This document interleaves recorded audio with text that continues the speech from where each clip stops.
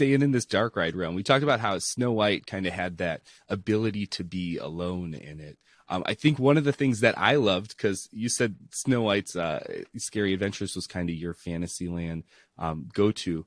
Mine was Mr. Toad's Wild Ride. I was one of those people sad when they took it out, but I always kind of Walt Disney World, but I always kind of have that, thought that I know it's in California and I could ride it again. I remember Mr. Toad's Wild Ride being the first ride that I remember going on one of my trips. I know I had been to Disney World before that, but I can remember going on Mr. Toad's Wild Ride, and it uses a similar kind of like electrical ride system. Of course, we get the antique cars that Walt Disney was sold on Arrow originally, and why he hired them was for their antique car designs.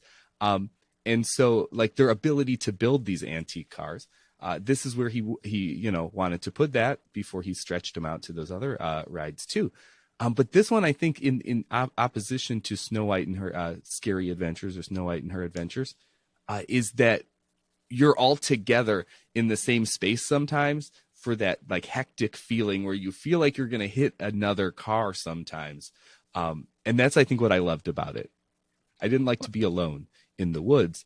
I like to be in a room full of cars, I guess.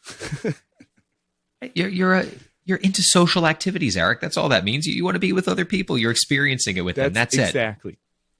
It. It's healthy. It's healthy. But what I found really cool about this particular ride, and even getting away from the design elements of the ride, because there's a couple we could talk about, but it's a similar ride system, to Snow White. But those antique cars are what originally attracted the attention of Disney. So there's something to that, that connection between Arrow and Disney again, right? That design is Arrow's design, not Disney's design as far as the antique car look. But this was a ride like Snow White was designed to take you through the movie, take you through the plot. You are Snow White. When you went through Mr. Toad, it had almost, if you've ever seen the movie, this ride has almost no connection to the movie at all, other than we're doing crazy stuff and we're going to just get pushed through things. And this is also one of those rides where they managed to design a it's not really a near miss. You're supposed to get hit by the train, but right. So the ride car is coming. Yeah. You're supposed to get hit by the train, and you're supposed to, I go, no, it's a family show, but you're supposed to end up in hell, right? And you're going through hell. It is what it is. And there was something about this ride with, where the last scene is like you and a bunch of red demons that I really just was so wild. Like looking back on it, it should never have been in a theme park. If you tried to build it today, people would be like, dude, what are you doing? Please take this somewhere else. Right. Why are you ending that way?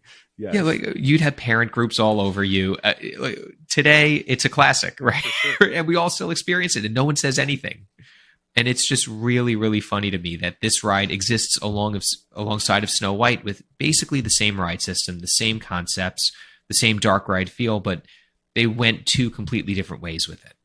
And they're two great examples of just, Imagineering, or I guess WED at the time, really just going nuts. And I think just kind of taking it one step further is, you really imagine these guys as in Imagineering or WED or, whatever organization it is, being very cerebral, right? That they're sitting around and they're talking about ride design and they've got pencils behind their ears. And this ride says to me, hey, look, we were having a couple of beers. We thought this would be fun.